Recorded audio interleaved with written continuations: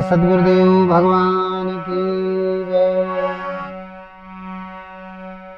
अखंड मंडलाकारं व्याप्तेन चराचरं तत्पदं दर्शितं येन तस्मै श्री गुरवे नमः। बोलिए सद्गुरुदेव भगवान की जय। सच्चिदानंद भगवान की जय। आज का बड़ा सुंदर प्रसंग है। संत तुलसी दास जी और संत कबीर दास जी के अनुसार सत्संग की महिमा क्या है।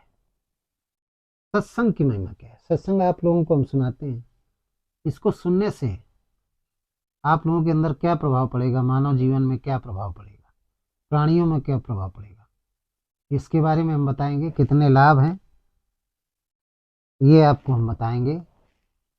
सत्संग सुनना क्यों जरूरी है, व्यक्ति सत्संग क्यों सुनते हैं, इससे मानव जीवन में क्या प्रभाव पड़ता है, क्या क्या चेंजेज आते हैं इस भौतिक जीवन में। तो आप लोग सत्संग को पूरा सुने, आपका जीवन बदल जाएगा, मैं दावे के साथ कहता हूँ। तो मेरे प्रिय श्रोता बंधुओं, सत्संग की महिमा अपरंपार है, अपरंपार होती है। सत्संग तो वो दर्पण है जो मनुष्य के चरित्र को दिखाता है। ऐसा दर्पण है, मनुष्य के चरित्र को दिखाता है, निखारता है।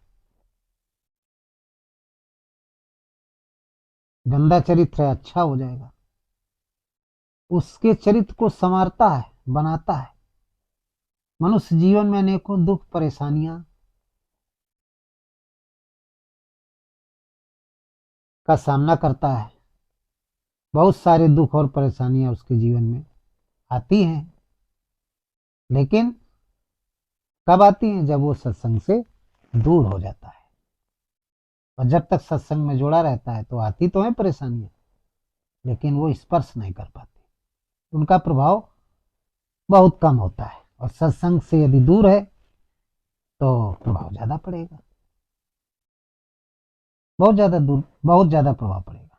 भाई कोई परेशानी आई, आप यदि सत्संग कर रहे हैं तो सत्संग में बताया जाता है कि परेशानियों में आप धैर्य रखें। तो यदि सत्संग में आप जाते हैं तो जिस समय परेशानी आई तो आप धैर्य रखेंगे। क्या? किसी ने आपके साथ वार किया, वाणी से गलत बोला, और सत्संग नहीं करते हैं तो उसने एक फायर किया तो आपने दो फायर कर दिया, तो बात बिगड़ जाएगी, मामला बढ़ जाएगा। यदि आपने सत्संग किया तो धैर्य से आप काम लेंगे। वो कड़वी वाणी बोल रहा है, आप मधुर वाणी बोल रहे हैं, तो आपकी परेशानी घटेगी कि बढ़ेगी? वो वो गाली दे रहा है, आप मधुर बोल रहे हैं, कितनी देर गाली देगा? अपने आप ठंडा हो जाएगा। ठंडा होकर के उसको एहसास होगा कि यार हम तो बहुत गलत बोल रहे थे, ये तो बेचारे कुछ नहीं कह रहे थे, अपने आप ठंडा हो जाएगा। आगे चल करके उसको पश्चाताप होगा, हो सकता है आपका वो मित्र हो जाए शत्रु से। ये सत्संग का प्रभाव है। तो वही संत शिरोमणि तुलसीदास जी और संत कबीर दास जी, दोनों लोगों का कहना है, दोनों संतों का, महापुरुषों का कहना है कि आप सत्संग से दूर न रहें, सत्संग से संयुक्त रहें। आदमी जब सत्संग से दूर हो जाता है तभी उसको परेशानियों का सामना करना पड़ता है, तो परेशानियां ज्यादा आती है।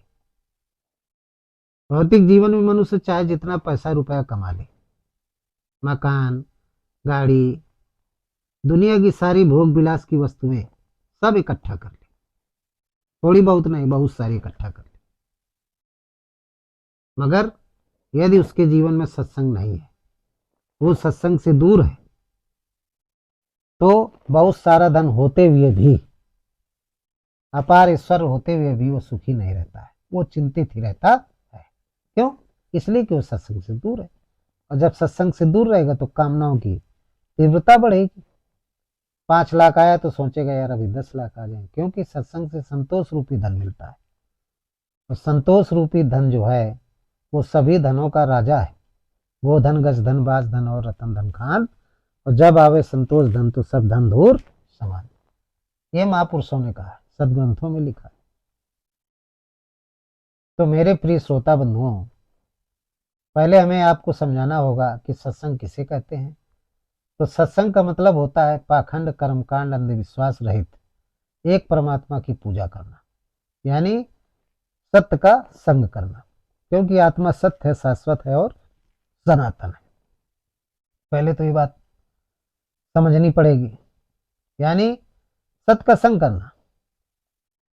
आत्मा सत्य है, शाश्वत है और सनातन है, और सब घट में निवास करती है, सबके अंतःकरण में निवास करती है, कण कण में निवास करता है, जड़ चेतन में भी निवास करता है वो परमात्मा, जिसको आत्मा कहते हैं। इस परमात्मा आत्मा के अलावा, आत्मा रूपी परमात्मा के अलावा इस संसार में जितना भी हम कुछ सब कुछ देख रहे हैं सब नाशवान है। सत्संग से स्वर्ग का सुख तथा अपवर्ग यानी मोक्ष का सुख दोनों मिलते हैं। सत्संग से स्वर्ग का सुख और अपवर्ग माने होता है मोक्ष का सुख। ये दोनों प्रकार के सुख मिलते हैं, अन्य भौतिक चीजों से नहीं मिलेंगे। स्वर्ग का सुख, अपवर्ग, मोक्ष का सुख, ये भौतिक कार्यों से। बहुत पैसा आप इकट्ठा कर लें और पैसा लेके बाजार जाएं और कह दें कि हमें स्वर्ग का सुख दे दो, एक बनिया के पास जाएं, दूसरे बनिया के पास जाएं, कह दें आप अपवर्ग का सुख दे दें, यानी मोक्ष का सुख दे दें, तो क्या पैसे से खरीदा जा सकता है? नहीं। जब किसी संत के पास जाएंगे तो अपने सत्संग के माध्यम से बिना पैसे के आपको स्वर्ग और अपवर्ग दोनों के सुख प्रदान कर देगा, अपना सत्संग सुना करके। वो ऐसा व्यापारी है संत जिसके पास ये दोनों चीजें मिल जाएंगी और बिना पैसे के मिल जाएंगी।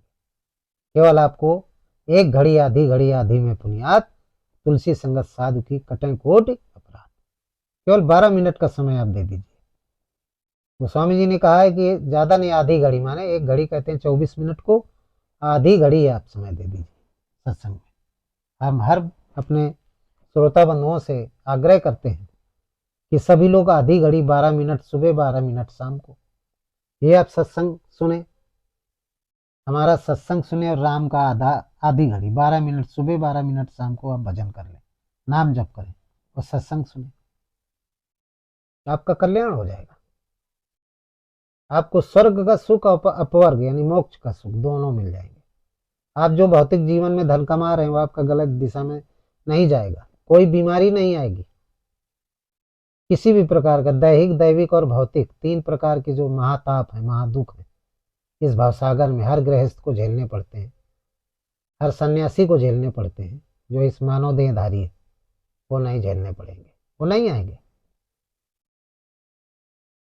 गोस्वामी जी तो यहाँ तक कहते हैं कि तात स्वर्ग अपवर्ग सुख धरी तुला एक अंग, अतुल नताई सकल मिली, जो सुख लो सत्संग। सत्संग का सुख इतना महत्वपूर्ण है, इसकी महिमा इतनी विशाल है कि एक तराजू में यदि स्वर्ग और अपवर्ग, स्वर्ग का सुख और मोक्ष का सुख रख दिया जाए, दूसरे पलड़े में सत्संग के सुख को रख दिया जाए, तो सत्संग के सुख का जो पलड़ा है वो भारी पड़ जाएगा। स्वर्ग के सुख और अपवर्ग, मोक्ष के सुख के का जो पलड़ा है वो हल्का पड़ जाएगा, बराबरी नहीं कर सकता। स्वर्ग का सुख और मोक्ष का सुख, ये दोनों सत्संग के सुख की बराबरी नहीं कर सकते। वो पहले नंबर पे होगा सत्संग का सुख, और ये दूसरे नंबर पे होंगे। इसलिए हे मेरे प्रिय श्रोता बंधुओं, सत्संग जरूर सुने, सुना करिए और भगवान का नाम संकीर्तन किया करिए। ज्यादा नहीं, केवल एक घड़ी आधी में पुनियात, और तुलसी संगत साधु की कटें कोटि अपराध। आपके सारे जीवन के करोड़ों जो अपराध हैं, दुख हैं, वो नष्ट हो जाएंगे। तो सत्संग करने से प्राणी सच्चित आनंदमय की स्थिति में आ जाता है। आप करिए, आपका अपन निर्मल हो जाएगा। संत कबीर ने तो वैकुंठ व सत्यलोक दोनों के सुखों को सत्संग के सुख से छोटा माना है। गोस्वामी जी ने तो कहा ही, संत कबीर ने भी छोटा माना है। उन्होंने कहा, जब वो उनके प्राण पखेरु होने वाले थे, समय आ गया था, शरीर छोड़ रहे थे, मृत्यु का समय था, तो रोने लगे। रोने लगे तो शिष्यों ने पूछा कि गुरुवर आप क्यों रो रहे हैं? तो उन्होंने सत्संग की महिमा किया। ये शरीर छूट रहा है, जो सत्संग हम करते थे जीवन में आप लोगों के बीच में, वो अब करने को नहीं मिलेगा। तो बोले आपको तो वैकुंठ मिलेगा। अरे सब बेकार है, बोले कोई मतलब नहीं। लिखा है साखी में संत कबीर ने कि राम बुलावा भेजिया, कि दिया कबीरा रोए, कि जो सुख साधु संत में असो वैकुंठ न होए। कि राम बुलावा भेजिया, दिया कबीरा रोए, और जो सुख साधु संग में असो वैकुंठ न होए। रो रहे हैं संत कबीरदास जी, राम बुलावा भेजिया दिया कबीरा रोए, और जो सुख साधु संग में सो वैकुंठ न हो। शिष्यों से कहने लगे जो आनंद, स्वर्ग का सुख, वैकुंठ का सुख, सतलोक का सुख सब फीका है। ये मनुष्य शरीर प्राप्त करके जो हमें आनंद सत्संग करने में मिलता था, अब नहीं मिलेगा। रो रहे हैं कबीरदास जी, राम बुलावा भेजिया दिया कबीरा रोए, जो सुख साधु संग में सो वैकुंठ न हो। आप लोगों के बीच में, संतों के बीच में जो सत्संग करते थे, जो आनंद प्राप्त होता था, वो आनंद अब नहीं मिलेगा। शरीर छूट रहा है, पता नहीं दोबारा जन्म मिलता है कि नहीं मिलता। तो वैकुंठ न हो, वो सुख वैकुंठ में नहीं है। आप इच्छा रहित भी हो जाएंगे। वैकुंठ माने इच्छा रहित, कुंठा रहित, मोक्ष। यहाँ वैकुंठ का मतलब मोक्ष बताया, उसमें नहीं है। वही है जो गोस्वामी जी ने कहा, सात स्वर्ग अपवर्ग सुख धरी तुला एक अंग, अतुल ताई सकल मिल जो सुख लो सत्संग। इसी को गोस्वामी जी की बात को संत कबीर ने यहाँ पे लिखा है। वैकुंठ शब्द से यहाँ पे यह दर्शाया गया है कि स्वर्ग का सुख और मोक्ष का सुख दोनों बेकार है। हमें न स्वर्ग चाहिए न मोक्ष का सुख चाहिए, हमें केवल संतों का सत्संग चाहिए, सत्संग रूपी सुख चाहिए। ये मुझसे छीना जा रहा है, शरीर छूट रहा है। तो पृथ्वी लोक के जितने भी सुख हैं, उस सत्संग के सुख के आगे सब फीके हैं, उससे फीके हैं। इसलिए संत कबीरदास जी मृत्यु के समय रो रहे हैं। वो नहीं जाना चाहते हैं, शरीर नहीं छोड़ना चाहते हैं, लेकिन क्या करें, विधि का विधान है, एक दिन सबको जाना, सबको जाना है। इसी बात को संत तुलसीदास जी ने अनेकों चौपाइयों में के माध्यम से सत्संग की महिमा का वर्णन रामचरितमानस में किया है। जैसे सत्संगत मुद मंगल मूला, सोई फल सिद्ध सब साधन फूला। गोस्वामी जी ने कहा है सत्संग सभी प्रकार के मंगलों की जड़ है, मूल है। मूल माने जड़, सारे सुखों की जननी है, माता है। सारे सुख इसी से उत्पन्न होते हैं, इसकी माता है। जैसे फूल से फल, फल से बीज और बीज से वृक्ष की उत्पत्ति होती है, उसी प्रकार सत्संग से विवेक जागृत होता है। जब आप सत्संग करेंगे तो आपके अंदर जो दिव्य विभूति है भगवान की, विवेक, वो जागृत होगा। और विवेक जब जागृत हो जाएगा तो विवेक से भगवान में प्रेम की जागृति हो जाएगी। जब विवेक जागृत होगा तो क्या जागृत हो जाएगा, विवेक के बाद प्रेम की जागृति हो जाएगी। और जैसे प्रेम की जागृति हो गई तो फिर भगवान की प्राप्ति हो जाएगी। लिखा भी है प्रेम से प्रकट होए में जाना, उमा कहो निज अनुभव अपना, सत हरि भजन जगत सब सपना। भगवान शंकर ने भी कहा हरि व्यापक सर्वत्र समाना, प्रेम से प्रकट हुए में जाना। तो प्रेम उत्पन्न हो जाएगा तो भगवान की प्राप्ति हो जाएगी, भगवान प्रकट हो जाएगा आपके अंतःकरण में, दर्शन हो जाएंगे अनुभव के द्वारा। तो संत तुलसीदास जी ने सत्संग की महिमा बताई, बड़ी अच्छी बताई, हमने आपको बताया। कि 12 मिनट का ही सत्संग करें, एक घड़ी आधी घड़ी आधी में पुनियात, तुलसी संगत साधु की कटें कोट अपराध। सारे आपके करोड़ों प्रकार के दुख नष्ट हो जाएंगे यदि आधी घड़ी 12 मिनट ही करते हैं। उसके जीवन के अनेकों कष्ट दूर हो जाएंगे। इसलिए सबको सत्संग सुनना चाहिए। जो जीवन में आगे होने वाले करोड़ों अपराध हैं वो नहीं होंगे। मनुष्य का टेढ़ा मन सीधा हो जाएगा। जब आपका सत्संग सुनने से टेढ़ा मन सीधा हो जाएगा तो आप लड़ाई झगड़ा नहीं करेंगे, किसी प्रकार की अनावश्यक कामनाओं की इच्छा नहीं करेंगे। आपका मन बुद्धि चित्त सब पवित्र हो जाएगा, निर्मल हो जाएगा। और जब निर्मल हो जाएगा, क्योंकि सारे विकार सत्संग सुनते सुनते काम क्रोध मद लोभ ईर्षा द्वेष सब नष्ट हो जाएंगे, तो आपका मन निर्मल हो जाएगा। और जब मन निर्मल हो जाएगा तो भगवान की प्राप्ति हो जाएगी। तो भगवान की प्राप्ति में भी सत्संग की महिमा है। भगवान की प्राप्ति करने में सत्संग की सबसे बड़ी महिमा है। आपकी दिशा बदल जाएगी, सही दिशा हो जाएगी। जब सही दिशा हो जाएगी तो आपके जीवन की दशा भी बदल जाएगी। दुख में जो जीवन था वो सुख में हो जाएगा। कहते हैं ना, जिसकी दिशा बदल जाए जीवन की, उसकी दशा अपने आप बदल जाती है।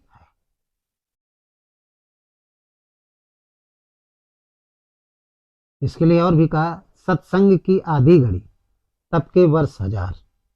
सत्संग की आधी घड़ी और तप के वर्ष हजार, तपस्या के 1000 वर्ष और सत्संग के 12 मिनट, और तो भी बराबर है नहीं।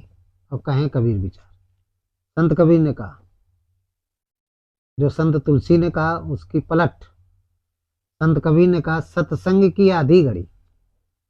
उन्होंने कहा एक घड़ी आधी में पुनियात, तुलसी संगत साधु की कटें कोटि अपराध। ये गोस्वामी जी ने कहा। और संत कबीर क्या कहते हैं, सत्संग की आधी घड़ी और तप के वर्ष 1000। तपस्या चाहे 1000 वर्ष करो, लेकिन सत्संग यदि आधी घड़ी 12 मिनट ही कर लेते हैं तो 1000 वर्ष की तपस्या का फल 12 मिनट सत्संग के फल को पा नहीं सकता है, उसके बराबर नहीं है, वो दूसरे नंबर पे रहेगा। इसलिए संत कबीर कहते हैं कि सत्संग करना बहुत जरूरी है। संत कबीरदास जी, संत तुलसीदास जी, दोनों संतों का मानना था, यह मानना है कि जो दिन सत्संग में बीतता है वही जीवन का वास्तविक फल है। जिसका दिन सत्संग में बीतता है, जो घड़ी बीतती है, वो उस दिन का जो फल है, वास्तविक फल है जीवन का, वही क्षण है। बाकी भौतिक जीवन के जितने कार्य करते रहे, ये जीवन का फल नहीं है। सत्संग आत्मा का ज्ञान जगाता है, मोह माया से बचाता है और ईश्वर भक्ति की ओर प्राणी को ले जाता है। इसलिए हर प्राणी को सत्संग सुनना व सत्संग करना चाहिए। इसी में मानव जीवन का कल्याण है। इसलिए हर व्यक्ति को सत्संग कहना चाहिए और सत्संग सुनना चाहिए। इससे आपको सच्चित आनंद प्राप्त होगा। ये सत्संग की महिमा है। जीवन सही दिशा में चलेगा, और जब सही दिशा में चलेगा तो जीवन की दशा अपने आप बदल जाएगी। आपके जीवन में किसी प्रकार का कोई दुख नहीं व्याप्त होगा। इसलिए हर व्यक्ति, जितने मेरे प्रिय श्रोता बंधु, आप समय निकाल करके सत्संग को हमारे सुने, अपने जीवन को धन्य करें। इन्हीं शब्दों के साथ हम आपके जीवन की शुभकामनाओं की विनती भगवान से करते हैं कि आप स्वस्थ रहें, निरोगी रहें और ईश्वरवान बने। बोलिए सच्चिदानंद भगवान की जय। सर्वे भवन्तु सुखना, सर्वे सन्तु निरामया, सर्वे भद्राणि पश्यन्ति मा कश्चित् दुःखभाग् भवेत्। बोलिए संत समाज की जय, भक्त समाज की जय।